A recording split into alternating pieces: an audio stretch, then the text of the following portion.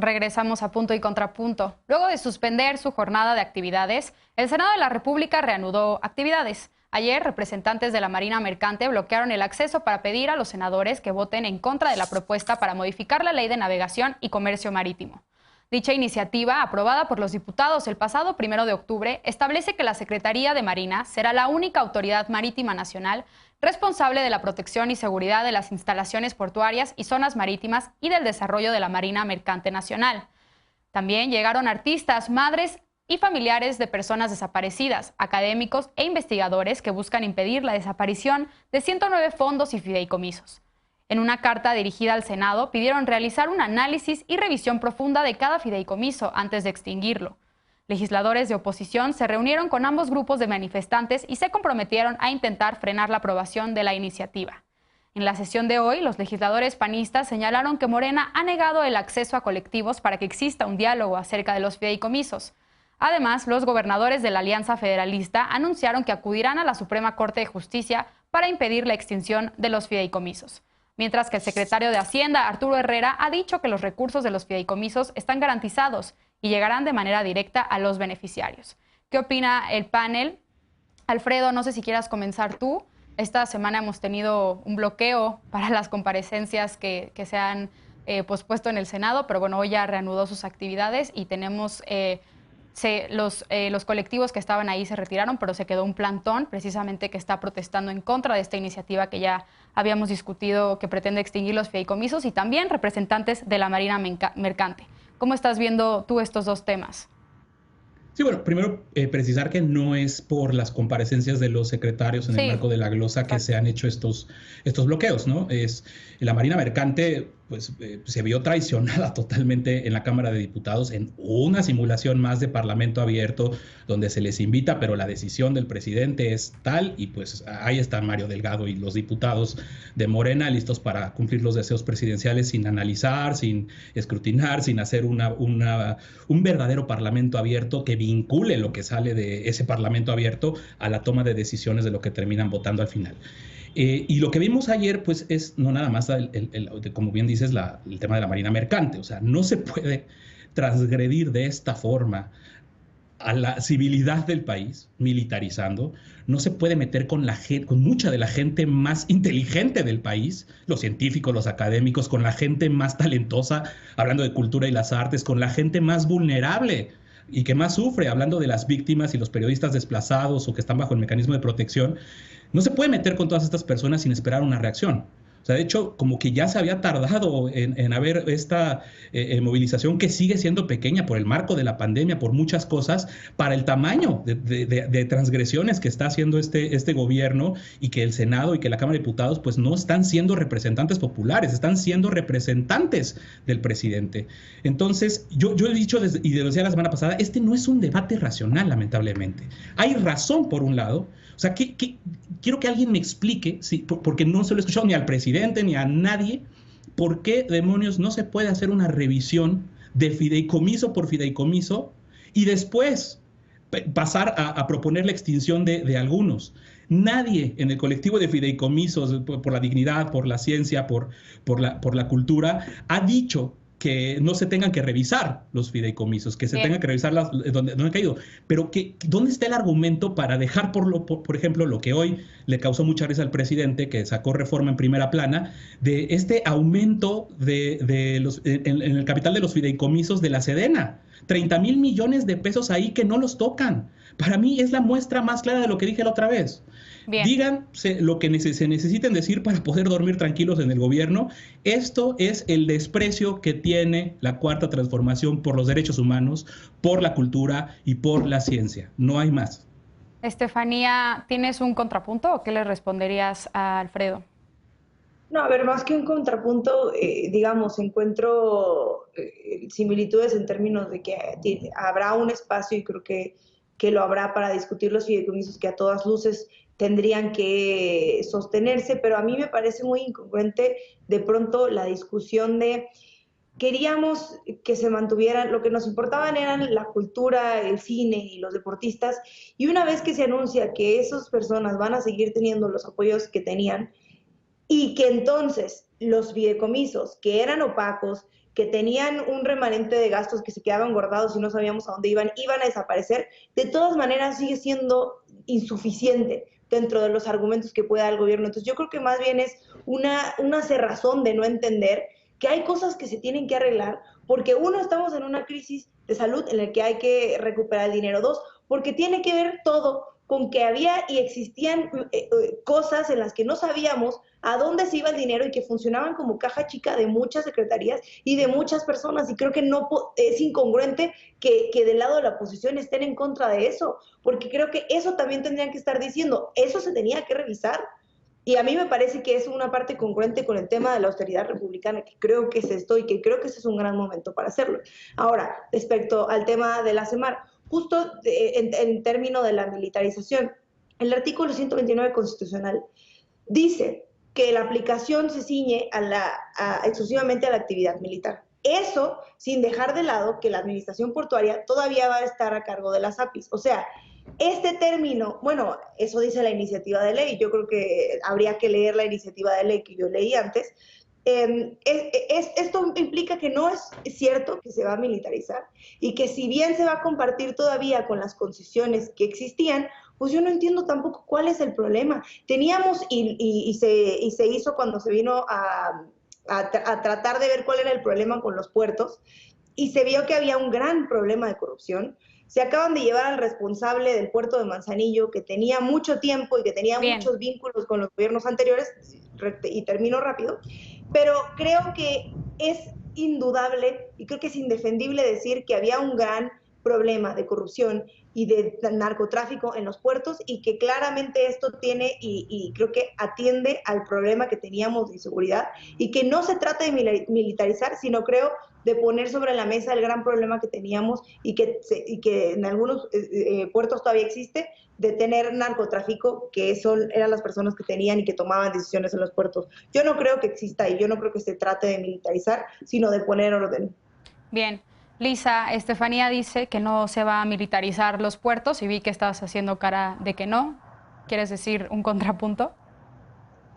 No, además, el contrapunto tiene que ver con que nos estaba invitando a leer la ley. Yo no solo la leí, sino que hicimos un análisis de ella, de eso en realidad fueron varias iniciativas, hicimos un dice, debe decir, y un cuadro comparativo de todo lo que ahí se dice. Entonces, revisarla, claro que la revisamos, y no solo la revisamos para nuestro propio usufructo y la posibilidad de tener un análisis informado en este tipo de espacios, sino también para poder entender cuáles eran las afectaciones al sector económico que va a ser desplazado precisamente porque, aunque Estefanía dice que los puertos van a seguir siendo administrados por las APIs, pues las APIs han sido formalmente cooptadas por almirantes y vicealmirantes en retiro y en activo, que han sido nombradas fuera y absolutamente en ausencia de marco legal por el propio presidente López Obrador, lo mismo que las capitanías de puertos. Entonces, la seguridad de los puertos, que ya estaba militarizada y esa es herencia de Enrique Peña Nieto, entonces eso también se lo tendrán que comer con su cuchara, se complementó con toda la parte administrativa, más una parte muy importante de facultades legales que sí se eliminaron, y la mejor prueba es que le quitan a la SCT todo la responsabilidad, la facultad y la posibilidad de regular nada de comunicaciones marítimas. Se queda con comunicaciones aéreas y se queda con comunicaciones terrestres. Al margen de todo esto, ¿no? O sea, hay varios elementos que se han estudiado sobre lo que significa militarizar o lo que no significa militarizar. Y hay ahí, por ejemplo, varias cosas que dicen, bueno, poder y facultades a Fuerzas Armadas que antes eran del ámbito civil, ese es un elemento de la militarización. Subordinación de los civiles a fuerzas castrenses es otro elemento de la militarización. Nombramiento oficial o de facto de oficiales militares en puestos claves de la conducción de la seguridad pública o cualquier otra política pública, facultad exclusiva de los civiles, es militarización, y la incorporación de características militares a la estructura, organización o cultura de las agencias civiles es militarización, sin hablar de lo que significaría en términos políticos o de militarismo per se como cambio de régimen y relaciones cívico-militares a lo que le está pasando a México en su conjunto, no solo por el tema de los puertos, sino porque ya tenemos toda la seguridad pública militarizada y hoy en día estamos militarizando incluso cadenas de distribución, construcción de infraestructura, obra pública, en fin, ni siquiera vamos a llegar. Bien. Al margen de eso, nada más la última cosa que recuerdo que es interesante para que la gente entienda por qué si la presión pública sobre estos temas es importante, es que hoy no se presentó en el Pleno el dictamen de fideicomisos porque no se pudo, porque todavía siguen negociando las posiciones políticas al interior de Morena, incluso porque tienen un par de senadores que siempre han votado solos, nunca han votado necesariamente dentro del bloque del partido. Y punto número 2, porque los partidos aliados de Morena están todavía definiendo sus posiciones. Es el caso del Verde Ecologista, que no había definido hoy cuál iba a ser la posición sobre el tema de los fideicomisos y que tenía una serie de reuniones de sectores que estaban presentando sus argumentos en temas de oposición. Entonces creo que ahí, con 2 senadores de Morena, con los independientes, con los partidos chiquitos, el Senado podría detener esto por algún momento. Y la última cosa que decir con respecto al trabajo legislativo del Senado, pues es que ya le regresa la parte de prisión preventiva automática, que creo que también la siguiente semana tendremos que estar monitoreando porque hubo cambios y regresa al Senado para su aprobación. Bien, pues vamos a darle seguimiento también a esa iniciativa. Finalmente, Eder, ¿cómo estás viendo tú estos 2 temas tan polémicos, el de los fideicomisos, bueno, la posible extinción de los fideicomisos y el de la militarización de la Marina, de la Marina? Sí, la militarización de los puertos. A ver, son como varios temas, ¿no? Ahorita específicamente algo que se está hablando en este bloque es el tema de que hay manifestaciones, hay bloqueos en oposición a estas 2 iniciativas, que hay un ejercicio, no de ahorita, desde el inicio de la legislatura, hay un ejercicio de parlamento abierto que sigue sin consolidarse, que sigue siendo muy endeble. También algunos integrantes de la Marina que han ido a manifestarse al Senado. Hay un montón de cosas que a propósito me llaman la atención. Uno, sobre los argumentos que daba Alfredo ahorita de que no son masivas las manifestaciones en el Senado porque por el tema de la pandemia. Bueno, en el contexto pandémico yo he visto manifestaciones masivas y pues cuando el pueblo tiene una causa, se manifiesta, y ahorita esta no es una causa popular. Eso por un lado. Por otro lado, el que no sea una causa popular, que haya un grupo de especialistas que se opongan a una medida que no son representantes populares, tendrían que ser escuchados y tendría que haber mecanismos más eficaces para que su voz se escuche, no necesariamente que se haga lo que dicen, eso también hay que decirlo, pero que sí sean más escuchados y que haya un mecanismo más eficaz de parlamento abierto. Regreso al asunto de que tenemos que reforzar y hablar de fondo en los mecanismos de participación popular, no solamente para las consultas, también para este tipo de reformas que pues al final de cuentas tendríamos que recoger no el sentir de los más sabios del país, como decía Alfredo, sino de toda la gente, porque miren, eso está bien interesante. Al obradorismo siempre nos han sacado el intelectualómetro, ¿no? Si no estamos de acuerdo con la oposición, somos unos idiotas. Entonces, aquí el tema es que toda la gente se manifieste en torno a los temas que le importan al pueblo de México, que tiene que ver con cómo se manejan sus recursos y qué mecanismos para bajar los fondos, para atender las causas, para atender a las comunidades, no solamente a las comunidades regionales, sino a las comunidades científica, académica, etcétera, se pueden implementar, porque lo que ya les dije en el programa anterior y siempre he dicho, los fideicomisos no son el único mecanismo para aterrizar fondos, y si el secretario de Hacienda se está comprometiendo una y otra vez con que los fondos no van a faltar, pues es porque hay otros mecanismos posibles, pero sí hace falta un diálogo más integral y más real entre la población, las comunidades y los representantes populares. Bien, levantó la mano Alfredo y también Estefanía. Alfredo, brevemente, para darle la palabra también a Veloz. Sí, breve. Hay 2 cosas en las que coinciden Estefanía y Eder, que pues yo habiendo estado en el encuentro que tuvieron la semana pasada víctimas y científicos y gente de la comunidad cultural con Mario Delgado, siguen sin poder responder. O sea, dicen, confíen, ¿no? Confíen ciegamente. Confíen ciegamente en que no se les va a desaparecer, en que les va a llegar el recurso directo. Pero ese es el problema cuando se meten a toda una serie de fideicomisos en una misma bolsa para acusarlos a todos de corrupción y de esto y de malos manejos. O sea, ¿cuál es la certeza específica que le dan a un a un periodista que está en el mecanismo de protección, así se lo expusieron a Mario Delgado, para garantizarle que no va a perder esa protección de Estado, porque no se puede sustituir eso por apoyos directos, porque no se le puede creer a un secretario de Hacienda, a un diputado, si no te dicen cuál va a ser el siguiente paso. Para llegar a este debate ya tuvimos que haber tenido los siguientes pasos y estos mecanismos que se imagina el que pueden ser. Y la otra falacia que ahorita repito, Estefanía, es lo de la crisis de salud. A ver, por un lado nos dicen, necesitamos los recursos porque hay que tener la crisis de salud. Y la contradicción y la mentira de esto es que nos están diciendo que el dinero de los fideicomisos está destinado para los fines de la comunidad, de las comunidades científicas, de derechos humanos. Entonces, ¿cómo le creemos? Por eso digo que no es un debate racional. No pueden responder nada más para pronto estas dos cositas. ¿Qué sigue después?